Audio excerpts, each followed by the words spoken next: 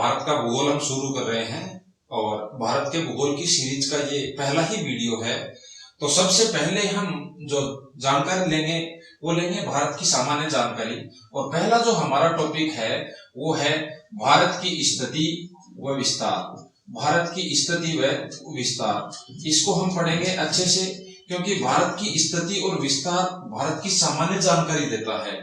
और यदि हम सामान्य जानकारी प्राप्त कर पाएंगे तो ही भारत के भूगोल में आगे बढ़ पाएंगे।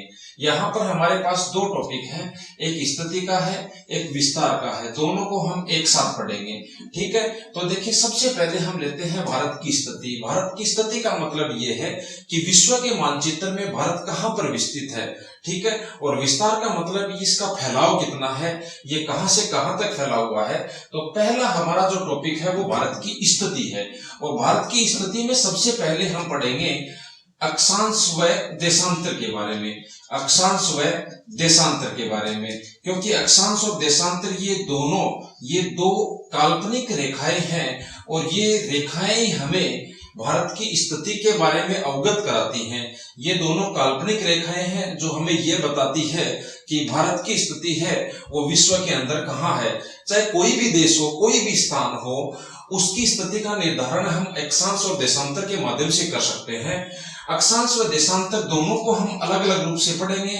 इन दोनों का अर्थ क्या है, हमें एक तो ये जानकारी लेनी है, इसके साथ साथ है इनका महत्व क्या है। तो हमें ये दोनों पढ़ने हैं कि अक्षांश और देशांतर का अर्थ क्या है और इनका महत्व क्या है। तो सबसे पहले हम लेते हैं अक्षांश के बारे में। तो देखिए, हम सबसे पहले अक्षांश के बारे में पढ़ते हैं डिटेल से, ठीक है, क्योंकि हमें जब भारत की स्थिति पढ़नी है तो इनकी जानकारी बहुत ही जरूरी है। तो सबसे पहले हम अक्षांश के बारे में पढ़ेंगे, ठीक है। तो अक्षांश के बारे में पढ़ेंगे। तो देखिए, अक्षांश ये काल्पनिक रेखा है और ये आड़ी रेखाएं हैं। अक्षांश रेखाएं किस प्रकार की रेखाएं हैं? आड़ी रेखाएं हैं। ऐसे अक्षांश, ऐसे आड़ी, ये दोनों मिल भी रहा है। तो अक्षांश रेखाएं हैं वो आड़ी रेखाएं हैं। तो सबसे पहले देखिए कि ये अक्षांश होते क्या हैं।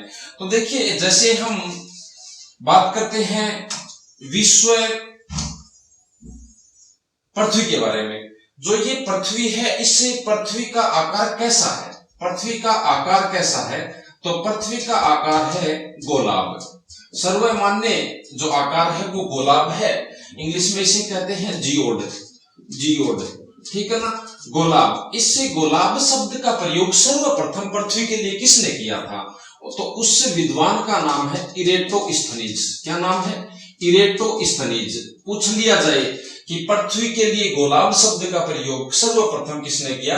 इरेटोस्थनीज ने, ठीक है। वैसे पृथ्वी के बारे में ये बताया गया कि पृथ्वी का आकार गोल है।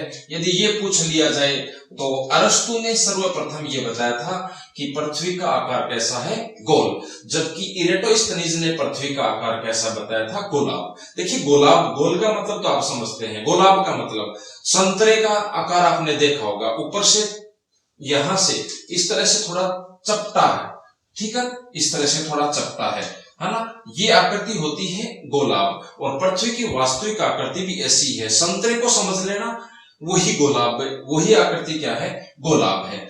हम पढ़ रहे हैं अक्षांश के बारे में। अक्षांश मतलब आड़ी रेखाएं। तो देखिए, सबसे पहले हम एक रेखा की बात करते हैं। ये एक रेखा है और इसको हम बोलते हैं 0 डिग्री। आड़ी है तो अक्षांश रेखा, इसे क्या बोलते हैं? 0 डिग्री अक्षांश रेखा। अब देखिए, 0 डिग्री अक्षांश रेखा है, इसका नाम है भूमध्य रेखा। क्या नाम है? भूमध्य रेखा। देखो, नाम से ही दिख रहा है, भू का मतलब पृथ्वी, मध्य का मतलब बीच में, यानी पृथ्वी के बीचों बीच जो रेखा खींची गई है वही 0 डिग्री अक्षांश रेखा है। क्वेश्चन आ जाएगा भूमध्य रेखा स्थित है, ऑप्शन में आ जाएगा 0 डिग्री अक्षांश, 23.5 डिग्री उत्तरी अक्षांश, 23.5 डिग्री दक्षिणी अक्षांश, 0 डिग्री देशांतर। तो हमारा सही आंसर क्या होगा? 0 डिग्री अक्षांश रेखा। इसी को भूमध्य रेखा का ही दूसरा नाम है विषुवत रेखा। विषुवत रेखा, विषुवत रेखा, विश्व का अर्थ क्या होता है? विश्व का अर्थ होता है जब पृथ्वी 0 डिग्री अक्षांश के ऊपर, जब सूर्य की सीधी किरणें जब 0 डिग्री अक्षांश पे गिरती है, ठीक है, तो दोनों तरफ दिन और रात की अवधि बराबर होती है ना। और उस स्थिति को विश्व कहते हैं और इसीलिए इस रेखा का नाम पड़ा विषुवत रेखा। तो 0 डिग्री अक्षांश रेखा को ही भूमध्य रेखा कहा जाता है और 0 डिग्री अक्षांश रेखा को ही विषुवत रेखा कहा जाता है। अब देखिए ये पूरा का पूरा एक गोला है। इस गोले को इस 0 डिग्री अक्षांश ने दो भागों में बांट दिया, एक उत्तर में, तो एक उत्तर में बांटा तो इसका नाम हो गया उत्तरी गोलार्ध। क्या नाम हो गया? उत्तरी गोलार्ध। देखो नाम से लिखा है गोला अर्ध, अर्ध गोला, आधा गोला, ठीक है ना। तो ये उत्तर दिशा में, तो ये उत्तरी गोलार्ध हो गया। ये किस दिशा में है? ये दक्षिण दिशा में है, इसलिए ये हो गया दक्षिण गोलार्ध। क्या हो गया? दक्षिण गोलार्ध, ठीक है। ये उत्तरी गोलार्ध, ये दक्षिणी गोलार्ध, दो भागों में किसने बांटा? 0 डिग्री अक्षांश रेखा ने। अब इसके उत्तर में जो भी रेखाएं खींची जाएंगी तो वो उत्तरी अक्षांश रेखाएं कहलाएंगी। इसके दक्षिण में जो भी अक्षांश रेखाएं खींची जाएंगी वो दक्षिणी अक्षांश रेखा कहलाएंगी। तो देखिए सबसे पहले हमें सिर्फ और सिर्फ अक्षांश के बारे में जानकारी लेनी है। अक्षांश अलग है, अक्षांश रेखा अलग है, ठीक है। तो इन दोनों में अंतर क्या है देखिए, और अक्षांश होता क्या है। यदि पृथ्वी के मध्य से उत्तर और दक्षिण में जो कोणात्मक दूरी है उसे ही अक्षांश कहते हैं। मतलब इसकी परिभाषा यदि हम लिखना चाहें अक्षांश की, तो पृथ्वी के मध्य से उत्तर व दक्षिण में जो कोणात्मक दूरी है वही क्या कहलाती है? अक्षांश कहलाता है। वही बिंदु क्या कहलाता है? अक्षांश बिंदु कहलाता है। जैसे ये बिंदु है, यहां से हमने मान लीजिए ये कोई पॉइंट ले लिया 10 डिग्री, तो यहां जो ये कोण बन रहा है, ये जो कोण बन रहा है ये 10 डिग्री का बन रहा है, तो इसका नाम हो गया 10 डिग्री अक्षांश, इस बिंदु का नाम। ऐसे ही जैसे 20 डिग्री अक्षांश, 30 डिग्री अक्षांश, 40 डिग्री, 50 डिग्री, और लास्ट में ये बिंदु है, ये है 90 डिग्री, ठीक है ना। और ये 90 डिग्री उत्तरी अक्षांश, एन का मतलब नॉर्थ है, ठीक है ना। अब यही काम में लेंगे हम, बार बार अक्षांश रेखा का नाम नहीं लिखेंगे, सिर्फ अक्षांश एन का मतलब नॉर्थ। तो ये है 90 डिग्री। तो अक्षांश ये बिंदु है, ठीक है। 1 2 3 4 5 इस तरह 90 तक पहुंचेंगे, ये अक्षांश है। ऐसे ही ये बिंदु जैसे 10 डिग्री है, 20 डिग्री, 30 डिग्री, 40 डिग्री, और ये बिंदु है 90 डिग्री दक्षिणी अक्षांश। इसको एस से लिखेंगे, एस का मतलब साउथ। तो ये अक्षांश है, मतलब पृथ्वी के मध्य से उत्तर और दक्षिण में जो बिंदु निर्धारित किए गए हैं वही क्या कहलाते हैं? वही कहलाते हैं अक्षांश, ठीक है। यहां तक बात समझ में आ गई। यदि अब पूछ लिया जाए कि इन अक्षांशों की संख्या कितनी है, ठीक है ना, तो उत्तरी गोलार्ध में कितने? 90, दक्षिणी गोलार्ध में कितने? 90, एक बीच में है 0 डिग्री, एक ये, टोटल कितने हो गए? 181। तो अक्षांशों की संख्या कितनी है? 181, 90 उत्तरी गोलार्ध में, 90 दक्षिणी गोलार्ध में, ये अक्षांश है। अब देखिए अक्षांश रेखा क्या होती है।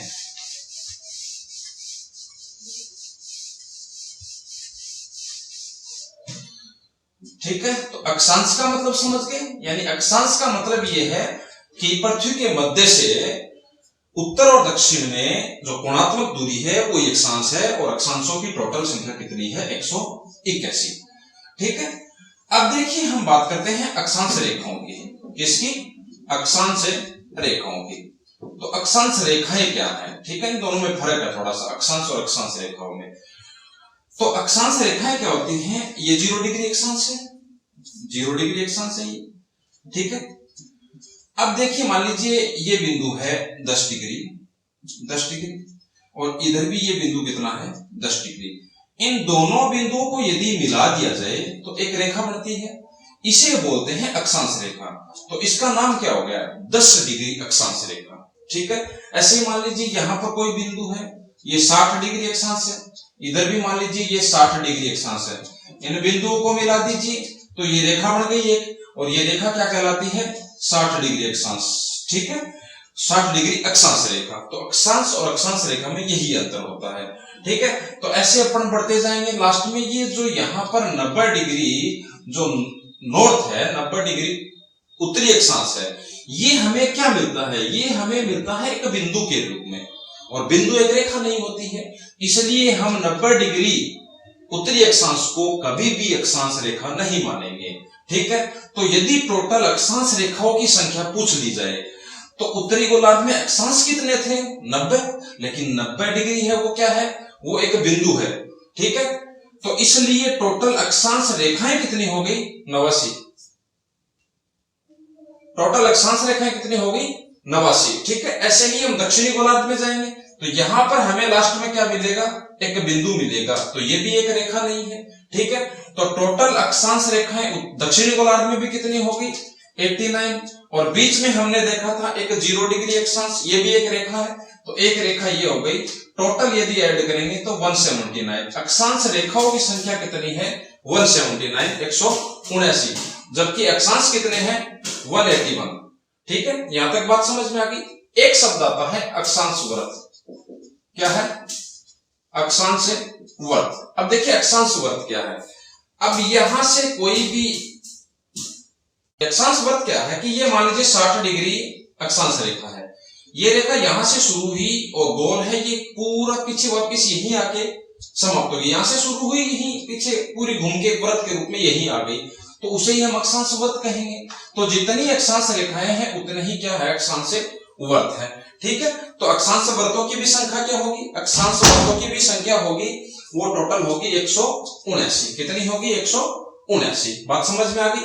एक हमने पढ़ा अक्षांश, अक्षांशों की संख्या 181, अक्षांश रेखाएं कितनी? 179, और अक्षांश वर्त भी कितनी है? 179। तो ये हो गई इनकी संख्या के बारे में। अब देखिए, अब हम देखते हैं कौन कौन सी इंपॉर्टेंट अक्षांश रेखाएं हैं जो हमें ध्यान में रखनी है। ठीक है, और वहां से सबसे ज्यादा प्रश्न पूछे जाते हैं। तो देखिए, ये पृथ्वी है पूरी।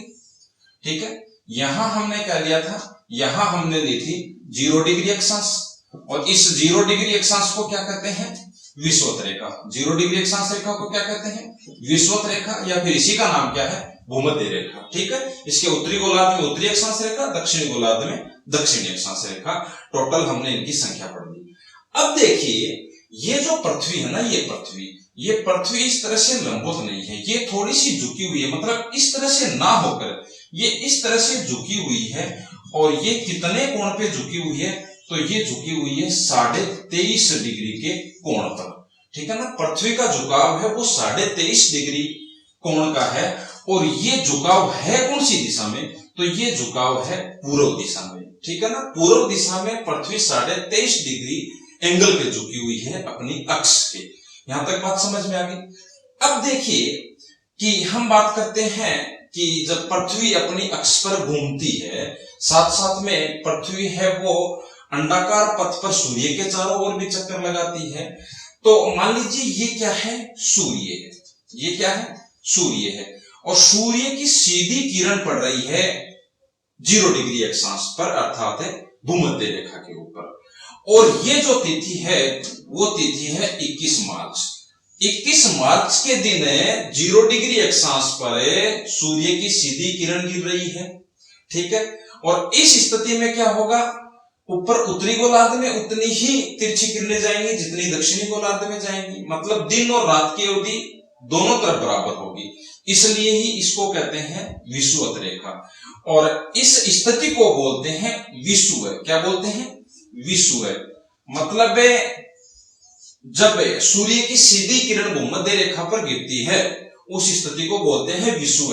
और ये स्थिति पूरे साल के अंदर 2 बार आती है, इसलिए 21 मार्च को बोलते हैं बसंत विषुव। क्या बोलते हैं? बसंत विषुव। ठीक है, दूसरा विषुव है, हम आगे पढ़ेंगे। 21 मार्च को बोलते हैं बसंत विषुव। तो 21 मार्च के दिन क्या होता है? 0 डिग्री अक्षांश के ऊपर सूर्य की सीधी किरण गिर रही है। अब देखिए, इसको थोड़ा सा मिटा देते हैं। अब देखिए, सीधी किरण तो 0 डिग्री अक्षांश पे गिर रही है, तो तिरछी भी गिरेगी। तो अधिकतम तिरछी कहां जाएगी? तो उत्तरी गोलार्ध में अधिकतम जो तिरछी किरण जाएंगी ना उत्तरी गोलार्ध में, वो जाएंगी 66.5 डिग्री उत्तरी अक्षांश रेखा तक। ठीक है, और इसको बोलते हैं आर्कटिक वर्त, क्योंकि आर्कटिक महासागर से गुजरते हैं। आर्कटिक वर्त, तो आर्कटिक वर्त कहां स्थित है? 66.5 डिग्री उत्तरी अक्षांश पर। ठीक है ना, है ना। इसको क्यों लिया? क्योंकि जब यहां पर सूर्य की सीधी किरण गिर रही है उस समय सूर्य की अधिकतम तिरछी किरण कहां गिर रही है? 66.5 डिग्री उत्तरी अक्षांश तक। ऐसे ही दक्षिणी गोलार्ध में अधिकतम जो तिरछी किरणें गिरती हैं वो कहां गिरती है, वो गिरती है 66.5 डिग्री दक्षिणी अक्षांश तक। ठीक है, मतलब जब सूर्य की सीधी किरण 0 डिग्री अक्षांश पर गिर रही है तब अधिकतम तिरछी किरण उत्तरी गोलार्ध में 66.5 डिग्री तक और दक्षिण गोलार्ध में भी 66.5 डिग्री तक। ये बात समझ में आ गई होगी। और 21 मार्च को क्या बोलते हैं, बसंत विषुवत। फिर बाद में होता क्या है कि जब सूर्य ये चारों ओर चक्कर पृथ्वी अंडाकार पथ पे लगाती है तो जब आगे बढ़ती है मार्च के बाद में अप्रैल, मई, जून, और 21 जून के दिन सूर्य की जो सीधी किरण गिरती है वो सीधी किरण गिरती है यहां पर, और यहां किस पे, 23.5 डिग्री उत्तरी अक्षांश रेखा पर, और इसको बोलते हैं करक रेखा। इसको क्या बोलते हैं, करक रेखा। ये भारत के लिए इंपॉर्टेंट है क्योंकि भारत के मध्य से गुजरती है। ये भारत के 8 राज्यों से, हम जब भारत पढ़ेंगे अभी तब वहां अप्लाई करेंगे इसको। तो सूर्य की सीधी किरण 21 जून को कहां गिर रही है, 23.5 डिग्री उत्तरी अक्षांश रेखा के ऊपर, और इसको क्या बोल रहे हैं, करक रेखा। तो देखिए मेरा प्रश्न ये है कि जब सूर्य की सीधी किरण 21 जून को कर्क रेखा पे गिर रही है, 23.5 डिग्री उत्तरी अक्षांश रेखा पे गिर रही है, तो उत्तरी गोलार्ध में सर्वाधिक तिरछी किरण कहां तक गिरेंगी। तो देखिए सर्वाधिक तिरछी किरण गिरेंगी, वो गिरेंगी 90 डिग्री उत्तरी अक्षांश अर्थात उत्तरी ध्रुव तक। कैसे, इसको समझिए कैसे, कि हमने देखा था यहां पर कि यहां पर जब सूर्य की सीधी किरण गिर रही है 21 मार्च को, यहां से 21 जून को सूरज कहां शिफ्ट हो गया, 23.5 डिग्री उत्तरी अक्षांश रेखा के ऊपर, मतलब 23.5 डिग्री उत्तर में शिफ्ट हो गया। तो इससे 66.5 से और उत्तर में तिरछी किरण भी शिफ्ट हो जाएंगी। तो यानी पहले कितनी गिर रही थी, 66.5 डिग्री 30 मिनट, ठीक है ना, 66.5 डिग्री को ऐसे लिखेंगे 66 डिग्री 30 मिनट। तो यहां 66.5 degree 30 minute, sorry 66 degree 30 minute पे सूर्य की तिरछी किरणें कब गिर रही थी, जब सूरज 21 मार्च को 0 डिग्री अक्षांश पे था। अब 21 जून को शिफ्ट हो गया कहां पर, कर्क रेखा पर, तो ऊपर तिरछी किरणें भी 23.5 डिग्री और शिफ्ट हो गई। तो 23.5 डिग्री को हम ऐसे लिख सकते हैं 23 डिग्री 30 मिनट, इन दोनों को जोड़ दीजिए, 0 60 मिनट, और ये 9 8 89 डिग्री 60 मिनट, और 60 मिनट में होता है 1 डिग्री, इधर प्लस कर दीजिए 1 डिग्री को, तो कितना हो गया 90 डिग्री। तो यानी जब सूर्य की सीधी किरण 21 जून को कर्क रेखा पे गिरती है तो सर्वाधिक तिरछी किरण कहां गिरेगी, उत्तरी ध्रुव 90 डिग्री उत्तरी अक्षांश पर। अगला प्रश्न मेरा यह है कि जब उत्तरी ध्रुव में 90 डिग्री उत्तरी अक्षांश तक तिरछी किरण जाएंगी तो दक्षिण में कहां तक जाएंगी। तो दक्षिण में कहां तक जाएंगी वो देखिए, यहां 66.5 डिग्री उत्तरी अक्षांश रेखा पर तिरछी किरण सर्वाधिक थी कब, 21 मार्च को। 21 जून को 23.5 डिग्री उत्तर में शिफ्ट हो गया, तो नीचे से भी 23.5 शिफ्ट होगा, ठीक है ना। तो सीधी किरण कहां गिरेंगी, देखिए इधर, यानी 66.5 डिग्री मतलब 66 डिग्री 30 मिनट पर तिरछी किरण सर्वाधिक जा रही थी किस मार्च को, 21 जून को ऊपर शिफ्ट हो गया, तो नीचे से 23.5 भी ऊपर शिफ्ट होगा, तो 23.5 कम कर दीजिए, ठीक है, तो कम कर दीजिए, कितना बचा 43 डिग्री, यानी, और ये साउथ मतलब दक्षिणी अक्षांश रेखा। तो कहने का मतलब ये है 21 जून को जब सूर्य की सीधी किरण 23.5 डिग्री उत्तरी अक्षांश पे गिरती है तो सर्वाधिक तिरछी किरण उत्तर में 90 डिग्री उत्तरी अक्षांश तक जाएंगी और दक्षिण के अंदर 23 डिग्री दक्षिणी अक्षांश तक जाएंगी, उसके आगे फिर सूर्य की किरणें नहीं जाएंगी। ये बात क्लियर होगी। फिर 21 जून को सूरज है वो कर्क रेखा के ऊपर है। बाद में होता क्या है, 21 जून से फिर बाद में नीचे वापस शिफ्ट होने लग जाता है, जुलाई अगस्त सितंबर, 23 सितंबर को पुनः सूर्य की सीधी किरण गिरती है 0 डिग्री अक्षांश पर, पुनः विश्व की स्थिति। इस विश्व को क्या बोलेंगे, इसको बोलेंगे शरद विश्व। क्या बोलेंगे, शरद विश्व। ठीक, यहां तक बात क्लियर होगी, शरद विश्व है ना। अब वही सेम स्थिति वापिस जब यहाँ पर है तो उधर भी 66.5 डिग्री उत्तरी अक्षांश तक जाएंगी सूर्य की सीधी किरण, सॉरी तिरछी किरण, और नीचे भी 66.5 डिग्री दक्षिणी अक्षांश तक जाएंगी तिरछी किरणें। सितंबर से फिर अक्टूबर, नवंबर, दिसंबर, और 22 दिसंबर को सूर्य की जो सीधी किरण गिरेंगी वो कहां गिरेंगी, वो गिरेंगी 23.5 डिग्री दक्षिणी अक्षांश रेखा तक, और इसको बोलते हैं मकर रेखा। क्या बोलते हैं? मकर रेखा। ठीक है, यहां तक बात क्लियर होगी। अब सेम स्थिति वही है कि जब 22 दिसंबर को सूर्य की सीधी किरण 23.5 डिग्री दक्षिणी अक्षांश पर अर्थात मकर रेखा पर गिर रही है, तो दक्षिणी गोलार्ध में या दक्षिण में सर्वाधिक तिरछी किरण कहां तक?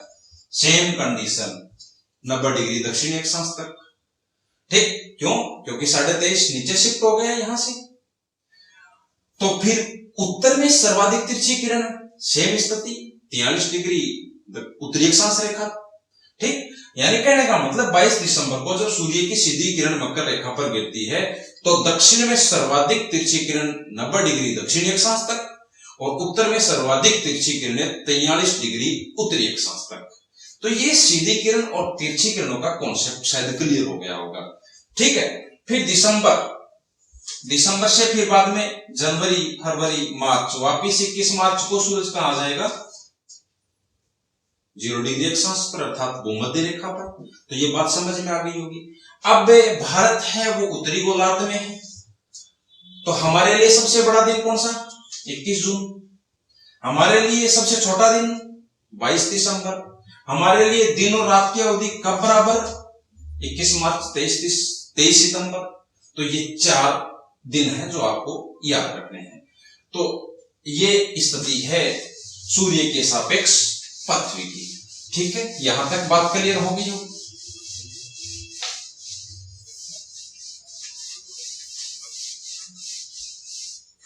अब देखिए थोड़ी सी बातें और रह गई है ना, थोड़ा सा इसको रिपीट कर लेते हैं। थोड़ी सी बातें और रह गई। ये 0 डिग्री अक्षांश, ठीक है, ये हो गई 0 डिग्री अक्षांश मतलब भूमध्य रेखा।